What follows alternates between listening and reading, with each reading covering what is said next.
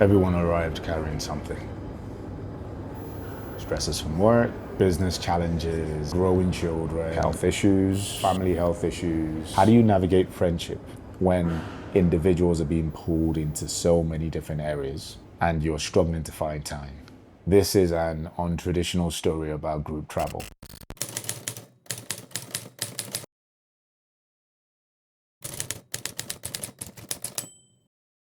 People, many people.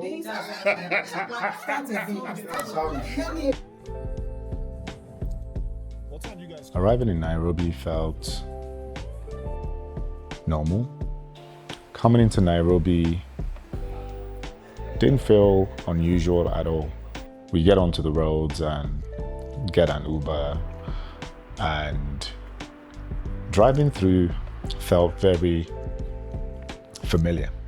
And no surprise, it felt very similar or aspects of it felt similar to Lagos and the Lagos experience. Interestingly, a friend of mine who I went to uni with referred to Nairobi as the Lagos of East Africa. I don't even know if people would consider that to be a compliment anymore, but you get the point. It's lively, it's buzzing. So those were my very earliest impressions, and this was in like a 30-minute drive. It got me thinking about my prior expectations of going to Nairobi. We initially weren't going to be here.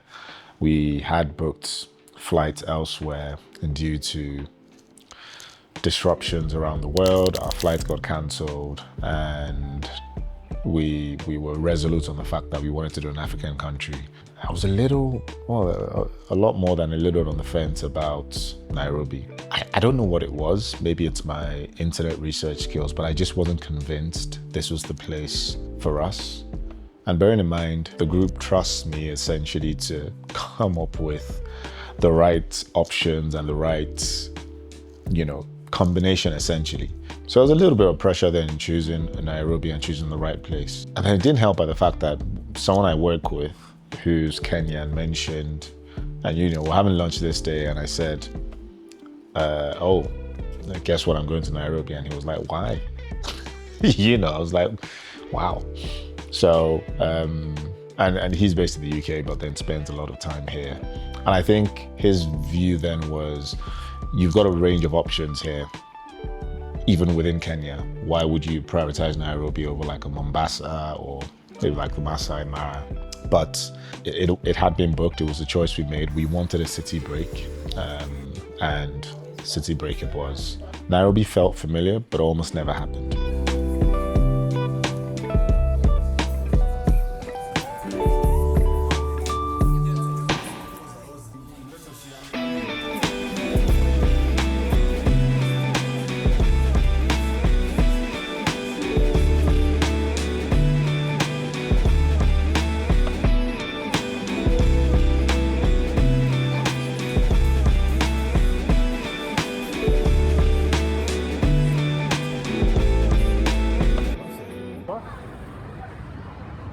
Many people.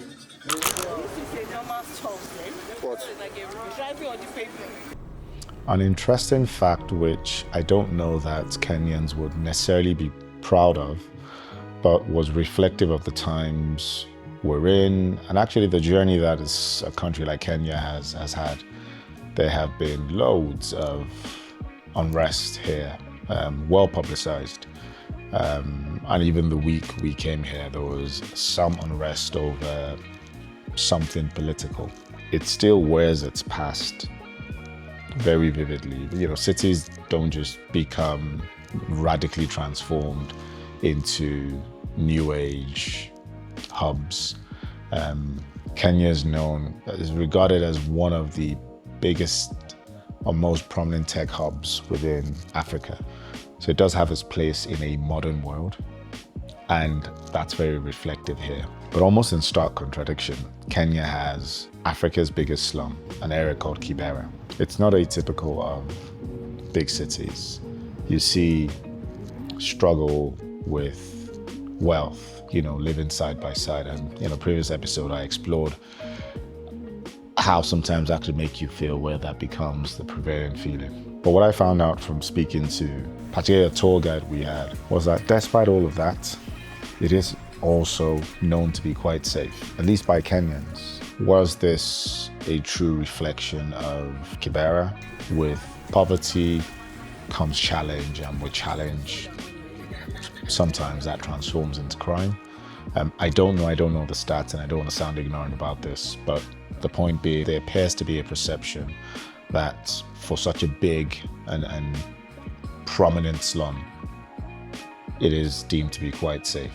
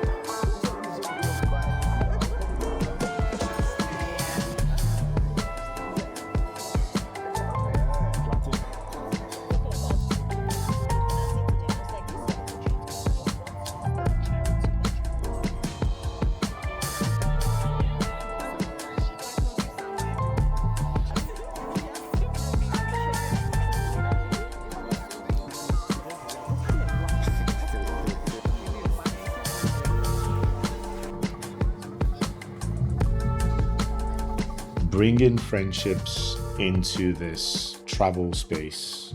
I said this on a previous episode that I love traveling with people because of all it enables me to do. There's a personal side and there's a creative side that it feeds into. So I love to be able to enrich a trip with the right types of relationships around me.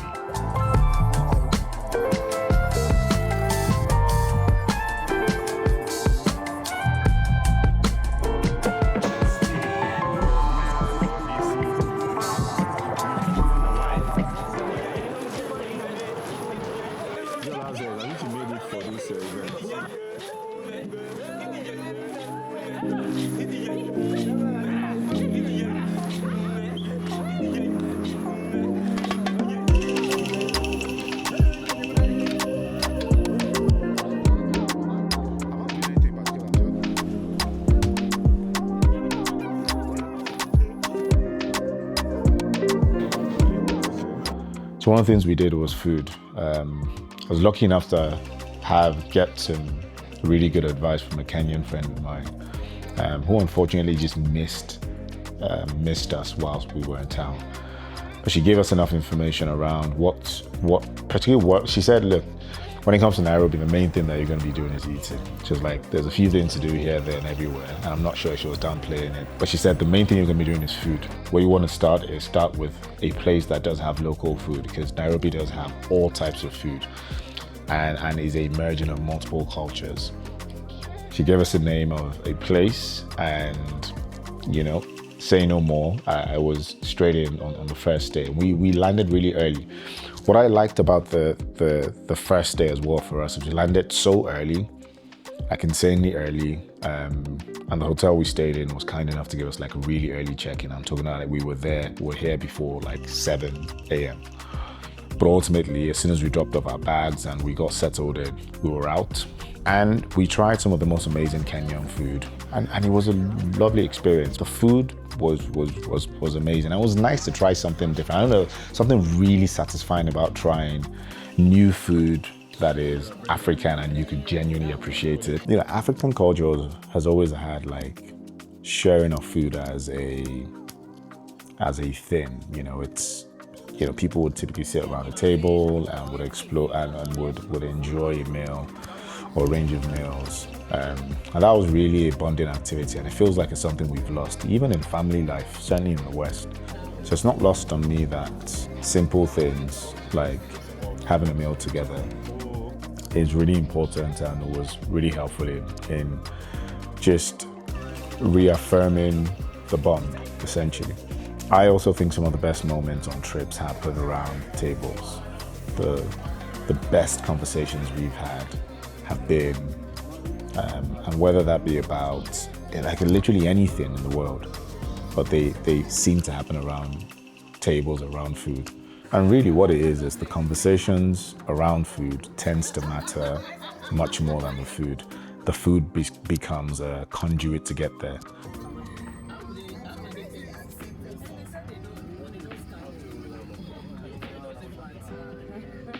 Then we had this whole thing around the safari park. It had been all 7 of us setting out quite early, in my opinion, way too early. We left about 5:30 a.m. in the morning.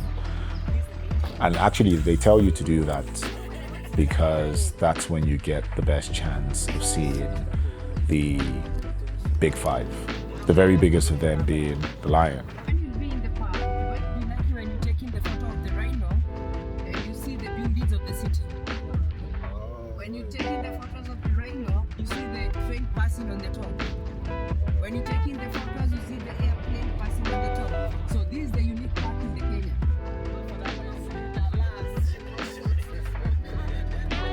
So everyone sets out, and it's no surprise you look at adverts around Nairobi Safari Park, and it does have lions prominently placed there. I mean, they tend to steal the show. Now with this one, we didn't see the lions.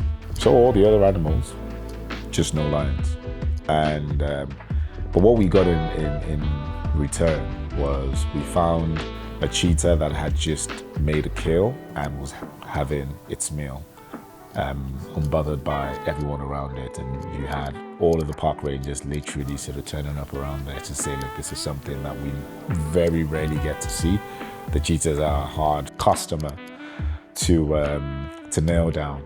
So we got something in return, just wasn't exactly what we had planned. Nairobi, from what I can see, is very green, and the national park is the only national park within a big city, and it literally is 10 minutes from the most central hub of Nairobi. So it was nice to be out in nature. Again, I'm not gonna pretend that I'm a nature buff or I do spend loads and loads of time outdoor. I try to find the right balance, but we're mostly indoors these days, either working or you know, on our way to work or working from home. So being able to be out in the woods, you know, it was a cold morning. I didn't realize Kenya got that cold. It was a cold morning, but we were able to still spend about sort of 4 or 5 hours just out of the house. And actually, sometimes a blessing in disguise. Not everyone's roaming, or not everyone has an eSIM. There is no data, or very minimal data, so you're focused either on the park or on ourselves. And that was an amazing experience in itself. So because of that anger and loneliness, it's very, very difficult.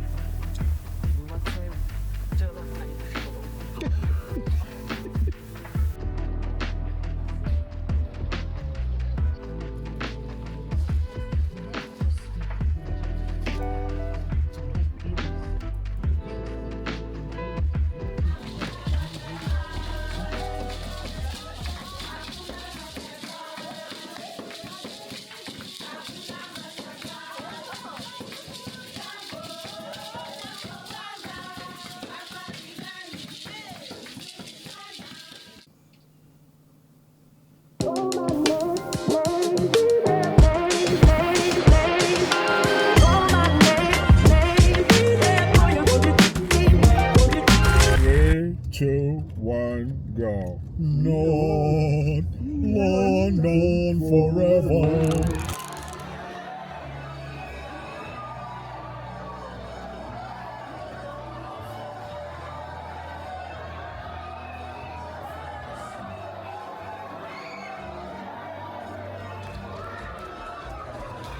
And then there is a less talked about, certainly to this audience, part of my life, which is my football affiliations and how that played a part in just our experience in Kenya. So I'm an Arsenal fan. Arsenal, for those who don't know, a club in London who historically have been successful, but not over the last few years. Well, that all changed this year. We won the league and that totally transformed everything. The timing of this, though, was really what made this special. So we had won the league in the days leading up to this trip. And having made the trip, the very final game so the last game we played, we weren't quite sure if we were going to win the league or not. And then main rival there, Man City, then drew their game, which meant that they couldn't catch us. So we were essentially crowned champions on the night they played. And the first game we played after that was the last game of the season. And that game happened whilst we were in Kenya. Now, for context, Kenya has one of the biggest non-UK Arsenal followings globally. It's been a thing for a while. I just know Kenya from a sports standpoint, other than some of the great exploits with their track and field. I always associated Kenya with Arsenal with regards to where there was international support for the club. So Arsenal had won the league and we got the chance to spend an evening with Arsenal fans. As soon as I got in, I was asking questions around where do they meet, where the Arsenal fans meet, where can I meet Arsenal fans. On the flight, I sat next to an Arsenal fan as well, who we then exchanged numbers and we said, look, if you find out where they meet, let me know. I'll do the same with you. Anyways, I did find out that the Arsenal fans were meeting in somewhere called Quiver, which is a big bar, but certainly feels like a sports bar that then gets transformed into a club or a bar or just a place where you get raves. And it was a surreal experience because it felt like, again, experiencing these things with a new crowd, having these experiences with a couple of my friends who were also Arsenal fans, was just so special. And then doing this as a once in 22 years experience made this extra special. It was, again, we had many highlights, but definitely one of the highlights for me.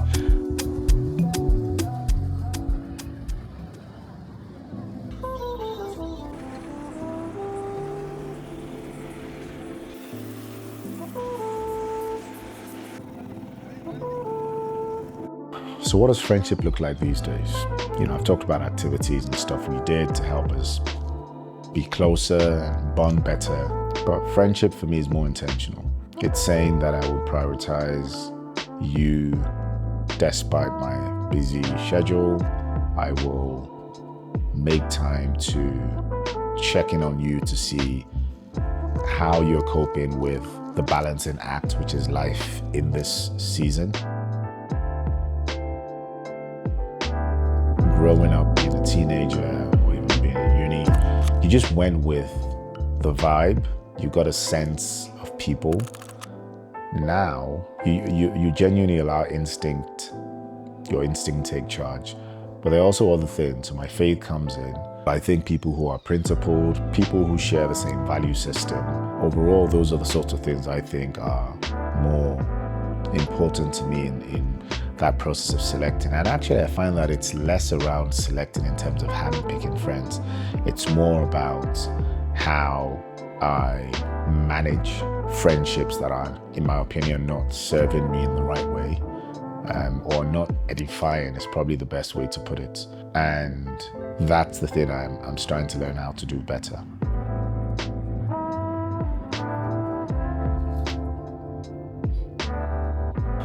So maybe that's what this trip became. Not an escape, just a pause and a reminder, a rare moment where everyone was present. And maybe that's why I know I'd remember this trip differently.